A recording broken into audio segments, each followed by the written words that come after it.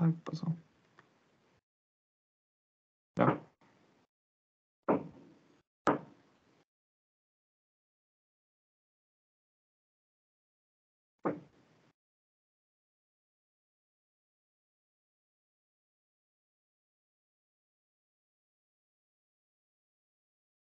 Buen día, nosotros somos el equipo 2, conformado por Pedro Gallegos, Julio García y su servidora Paola Flores. Les estaremos hablando sobre el diagrama de fases y la máquina de niebla.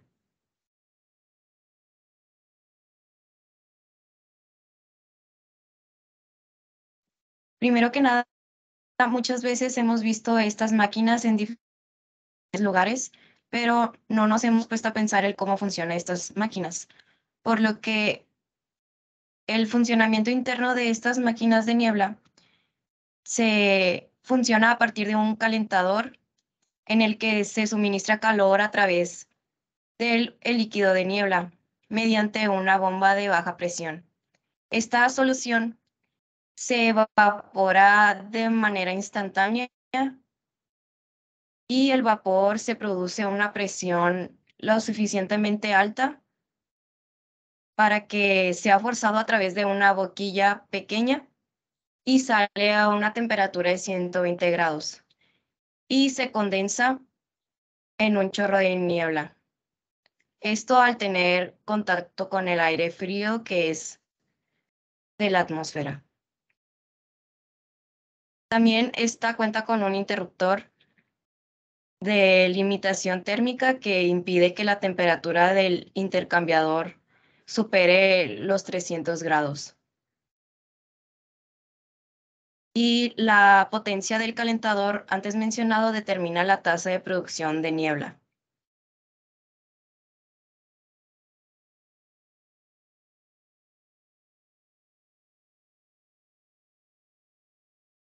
Como mencioné antes, se necesita un líquido de niebla para producir la niebla que genera la máquina. Por lo que esto es una mezcla de agua y glicerina generalmente, pero también se puede sustituir la glicerina por propileniglicol.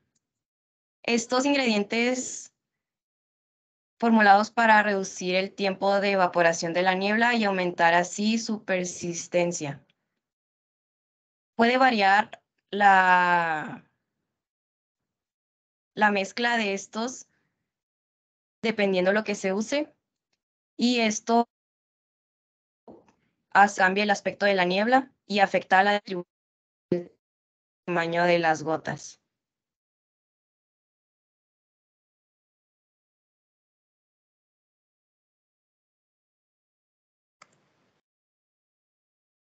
Ok, bueno, ahora veremos la formación de la niebla como tal. Y tenemos que la niebla es producida, o que es producida por las máquinas, es técnicamente una nube de mezcla, formado cuando se enfría el aire cálido y húmedo, cuando este se encuentra con una masa de aire frío. Pero también esta presencia de aire es algo irrelevante, porque pues el aire caliente no mantiene mucha humedad que a comparación del aire frío. Solo la temperatura de vapor de agua sí es relevante en este caso. Con el aire que sirve solo para mantener la temperatura o también para cambiarla del vapor de agua. Para entender mejor todo esto de la niebla, nos podemos ayudar mucho con los diagramas de fases más específicos del agua. Esto ya lo hemos visto en el curso de termodinámica y pues ya deberíamos de saber cómo se leen. Otra cosa a mencionar es que la temperatura de vapor del agua disminuye a lo que comúnmente llamamos vapor, pero hay que tener en cuenta que la niebla en realidad es vapor condensado, y esta demanda cuando la temperatura del vapor de agua, digamos por ejemplo en una tetera que hay agua hirviendo, pues reduce la temperatura rápidamente.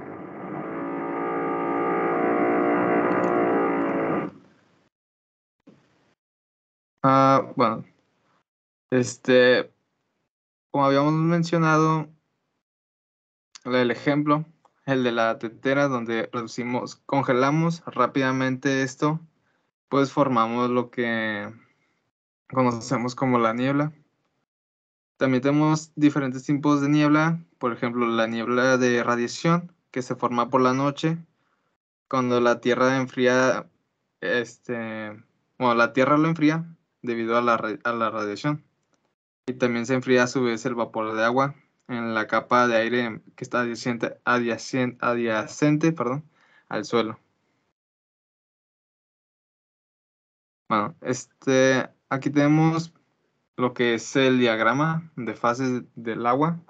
Esto solo está a escala, no es exacto.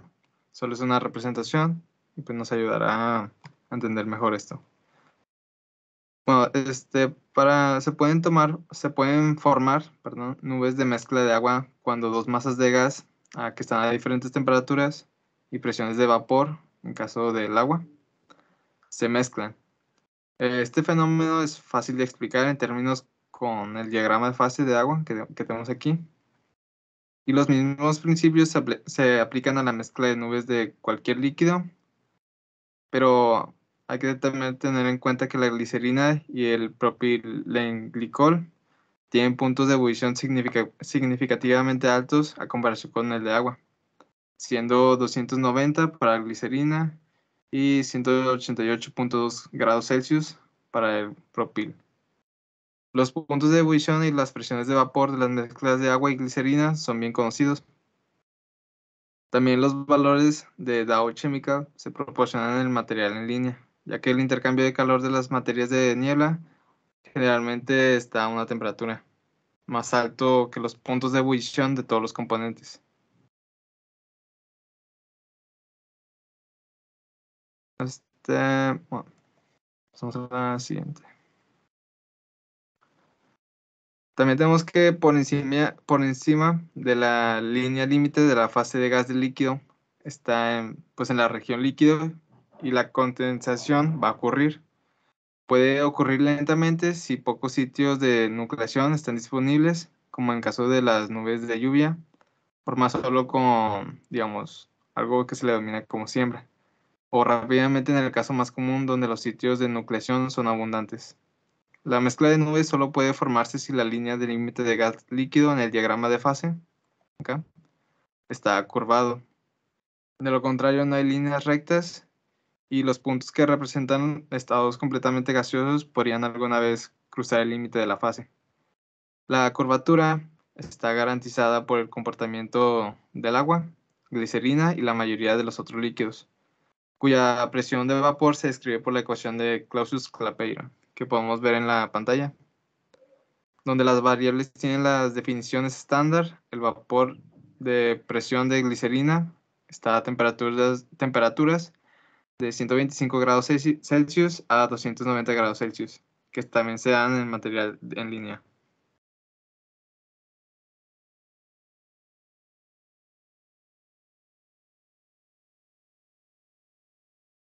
Bueno, ahora veremos algunas de las demostraciones que puede tener para en sí la niebla y también retomando algunos de los puntos anteriores, además de fijarnos también en el diagrama de fase.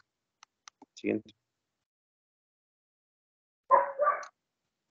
Para empezar, es muy fácil saber cómo una máquina de niebla funciona. En este caso, en una pipeta veral que contenga el fluido de niebla, se colocará dentro de un tapón de goma de un orificio que presione ese mismo tapón hacia un matraz con brazo lateral de cerca de los 250 o 500 mililitros. Después, posteriormente, el matraz se colocará en una placa caliente. Es la siguiente. Se colocará en una placa caliente y esta misma a una temperatura bastante alta para que empiece a la solución de la niebla empiece a crearla, ¿no? Después, pues se dice que un criterio que tiene las soluciones de niebla es que deben ser totalmente volátiles a temperaturas altas y que se condense en el aire a temperatura ambiente, que tenga esas gotas persistentes de líquido, ya debido a que su presión de forma de vapor es bastante baja. También, si se genera una niebla de agua pura o al dejar caer hielo seco en agua caliente, la niebla tiende a desaparecer más rápido en comparación con una niebla generada por una máquina de niebla con el uso de las fórmulas de las soluciones. Ahora bien, volviendo con el diagrama de fases, se tiene una condición que si la temperatura ambiente es más alta al punto R2, que está marcado por el punto negro de R2, ninguna parte de la línea estará por encima de la fase líquido-vapor. Por lo tanto, no ocurre condensación y esto puede demostrarse con el fluido de niebla con un tubo de vidrio de 60 a 70 centímetros de largo y 2 centímetros de diámetro sujetado de forma horizontal entre dos quemadores. Posteriormente, se colocará una gota de jugo de niebla al centro del tubo de 2 centímetros, extrayendo algo de este mismo líquido en otro tubo de 2 a 3 milímetros de diámetro, por un tubo de vidrio de 40 centímetros de largo. Este mismo se va a insertar en el tubo de 2 centímetros y luego retirarlo. Este mismo tubo grande se va a calentar suavemente con un mechero Mecker de 10 a 15 centímetros. Luego se usa un mechero Bunsen para que genere la niebla al calentar el jugo de niebla. Después también se pueden observar de forma bastante sencilla otras combinaciones de variables, como si el gas NF se enfría sin mezclar, el proceso presentaría una línea horizontal y cuando cruce la línea límite de fase se producirá una condensación. Eso puede ser demostrado insertando un tapón de un orificio en un matraz de brazo lateral de 250 mililitros, insertando una pipeta Pasteur en el tapón de modo que quede debajo de la superficie un poco del fluido de la niebla dentro del matraz y conectando la pipeta a una bomba aireadora del tanque o otra fuente que pueda generar aire. Posteriormente se conecta una manguera de goma a la salida de la manguera del matraz del filtro y se inserta una segunda pipeta Pasteur en el otro extremo de la manguera. Cuando se burbujea aire a través del jugo de niebla a temperatura ambiente, no aparece niebla en la punta de la pipeta Pasteur que se mantiene en el aire de la habitación, pero si la pipeta Pasteur se dirige a un trozo de hielo seco, se empieza a formar la niebla. Esto imita la niebla que produce nuestra respiración en los días fríos, o el vaho, también conocido así. Y las nubes que también se forman por el enfriamiento adiabático de las masas de aire ascendentes.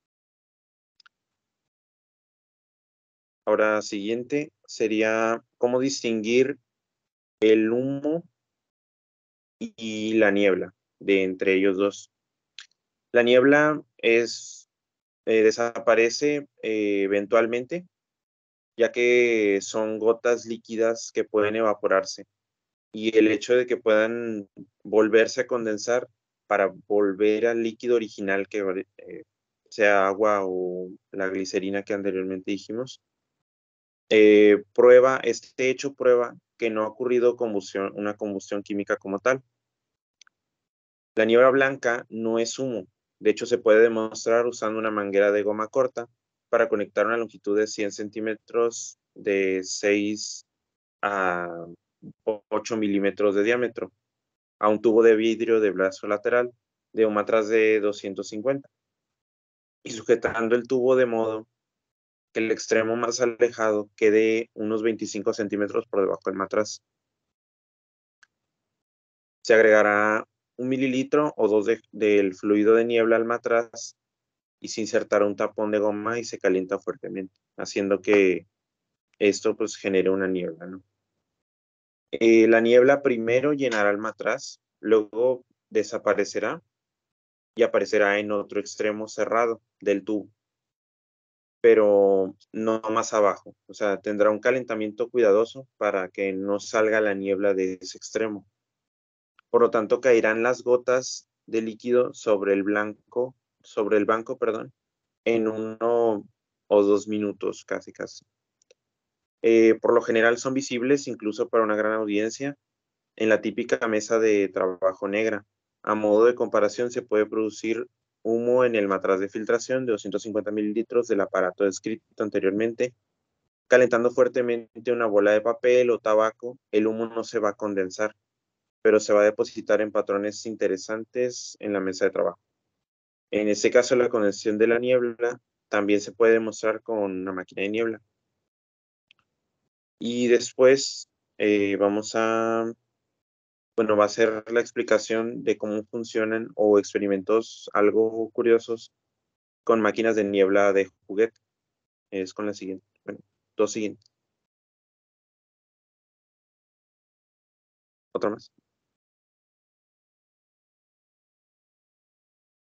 En este caso, se va a usar esta pistola, que es como un juguete, que se le llama Zero Blaster, que se utiliza para dirigir los anillos de niebla hacia un mechero Bunsen, que no se produce ninguna señal de combustión. Además, la evaporación del agua de la mezcla, ya sea de glicerina o propilenglicol, probablemente absorbe más energía, que de lo contrario podría proporcionar la energía de activación para la combustión.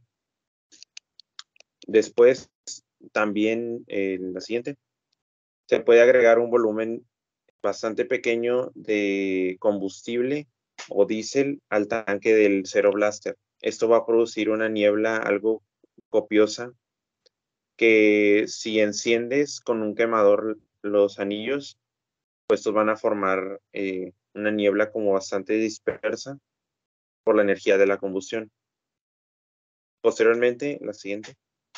En el Zero Blaster, cuando esté vacío, se puede cargar con unas cuantas gotas de ciclohexano y los anillos de niebla se van a dirigir al mechero Bunsen para formar unos anillos de fuego azules. Son bastante bonitos de verlo. Y para la siguiente, que ya es la última, se dice que sí puede haber unos ciertos vórtices de vapor en la niebla. Y pues sí, los vapores verdaderos, como el vapor mencionado en la introducción, son invisibles, pero se puede visualizar su presencia. Si se agregan unas pocas gotas de amoníaco acuoso al Zero Blaster vacío, los vórtices que contienen el gas de amoníaco pueden dirigirse a un trozo de papel dorado previamente humedecido con agua y empiezan a aparecer anillos rojos, lo que indica que un verdadero gas, aunque invisible, toma la misma forma que los vórtices de niebla. Y eso es todo.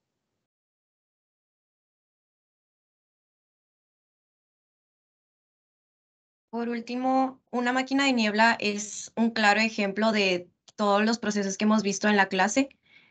Muchas veces no nos damos cuenta de los funcionamientos o los procesos físico-químicos que están detrás de cosas que vemos normalmente, comúnmente.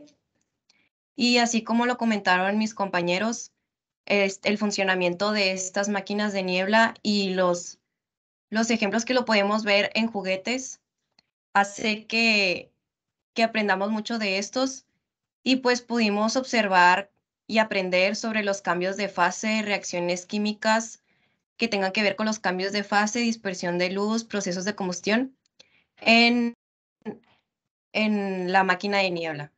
Gracias.